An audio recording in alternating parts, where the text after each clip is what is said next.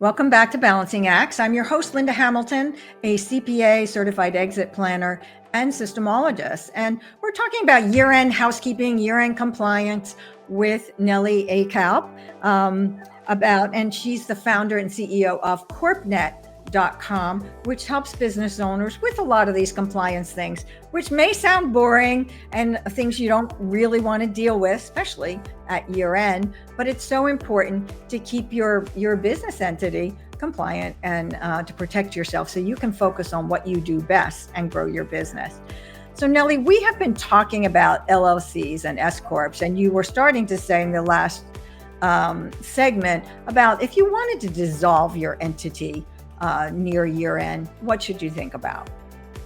So it's really important if you have an inactive business, if you're thinking about shutting that corporation or LLC down prior to 2025, it's really important that not only you close up shop and close out your books, but just by doing that is not enough.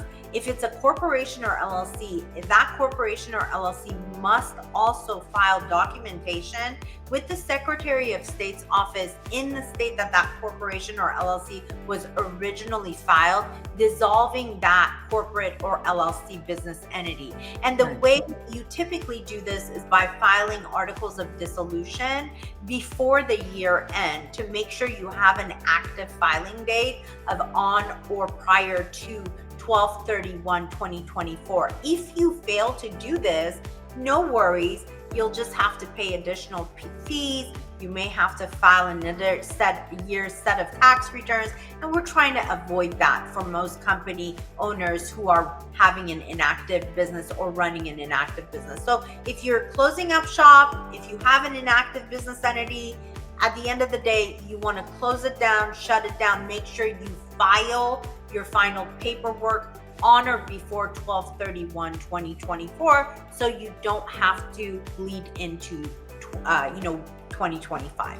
That's good advice to take care of that, because that does happen when people are inactive or decide they want to maybe even start a new business and they're going to stop doing their former. So, we talked a little bit about some of the compliance on let's talk about if you want to grow your business, is there what are examples of businesses that are maybe better suited to be an LLC or better suited to be a corporation? Great question, Linda. So generally speaking, if that company has an exit strategy from day one, generally recommended is the C Corp entity. Most investors will look upon that entity when they're wanting to, invest in that business entity. It's preferred as a C Corp.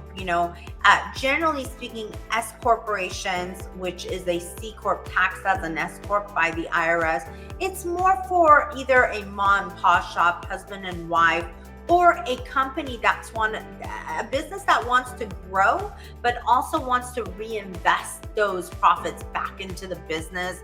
And it's more for family-owned type businesses that want to, maintain control within the business, maintain ownership, but also grow the business. LLCs are a different breed. It's for somebody who really, can be in business for any thing whatsoever, but they just don't want that headache or paperwork.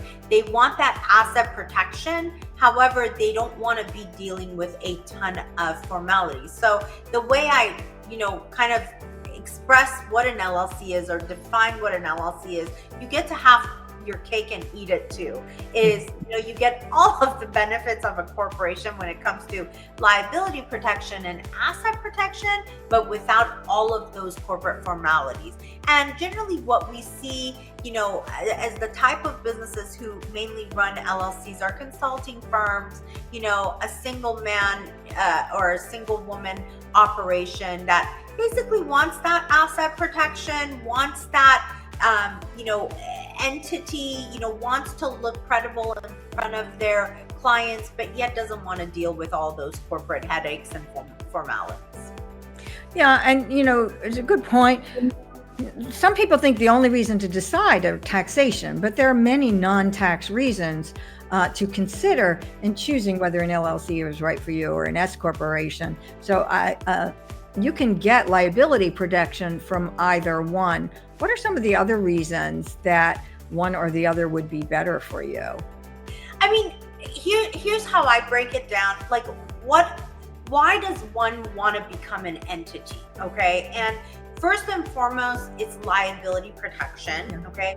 You are forming a business entity such as a corporation or an LLC because you do not want to be personally liable. As a corporation or LLC, what happens is, as long as it's properly complied with and properly, dealt with, and we're not doing it for any unlawful or illegal purpose, it's actually creating a little shield around you as the business owner, because you're separate from that business entity. So first and foremost, it's liability protection, asset protection. Second, as I like to kind of lump them together, but it's for that business owner who has a ton of assets. If you have a ton of assets, a house, a car, retirement, savings, you do not want to be the business. You want to separate yourself from that business, because chances are, if you're, running a business, that there is a high likelihood of sometimes, God forbid, you ending, on the wrong end of that litigation or lawsuit. They may be able to pierce the corporate veil and come after you personally. So that's the second reason. Other reasons are credibility. By having that INC or LLC at the end of the business name, it's going to provide more credibility to people who are wanting to deal with you as a business owner. Chances are people are going to look at you as more of an established type of business entity. They look at you as, hey, they've taken the steps to legalize themselves, to legitimize their business entity. So we're going to feel more comfortable working with this business entity. Other reasons are tax reasons. As a corporation or LLC, there may be more tax advantages for you as a business owner to run your company as a corporation or LLC. And then last but not least is credit. Trying to qualify and gain business credit as a corporation or LLC. Right. And I would add the business of, as you mentioned, protecting the corporate veil, which means you're kind of running it, maybe too many personal things through it. So what we see in accounting is, if you have multiple things, don't run your personal stuff through your QuickBooks file. Set up a separate QuickBooks file. You don't want to pay for two files to into it, do it anyway, because not having that separation when it really matters and you have assets and investments can really kind of mess you up if there is ever a problem. We don't want there to be a problem, but the whole point of you creating this separation for liability was to protect yourself in what if. So have separate QuickBooks files, try to use separate credit cards, try to do things that actually prove that it really is a separate person from you. And I think that's one of the things that I've seen in my entire career as a CPA. And I often will make sure that I kind of nag my clients to do it the right way, so they don't have problems. So how about in terms of like growth or scalability?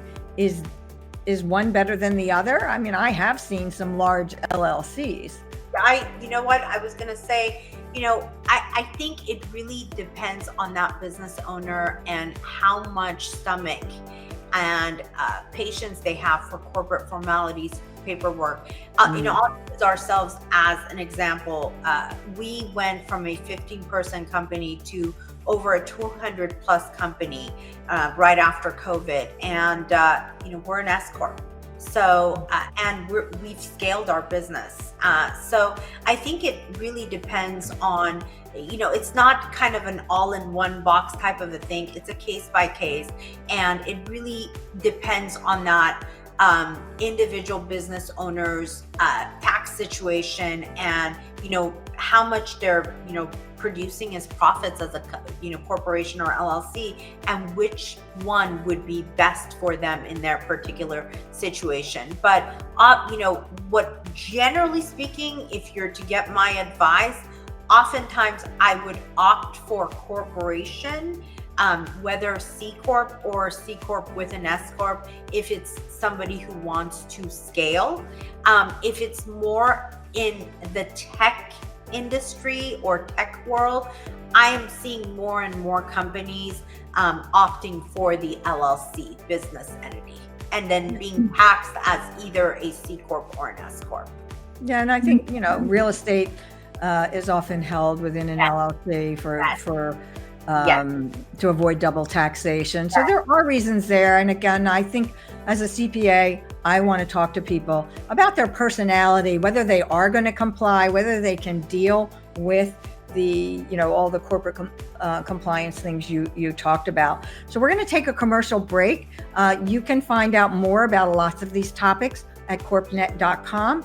And when we come back, we'll finalize it. We're talking about some of the pros and cons and just some helpful things and misconceptions that there are around these types of entities. Thank you.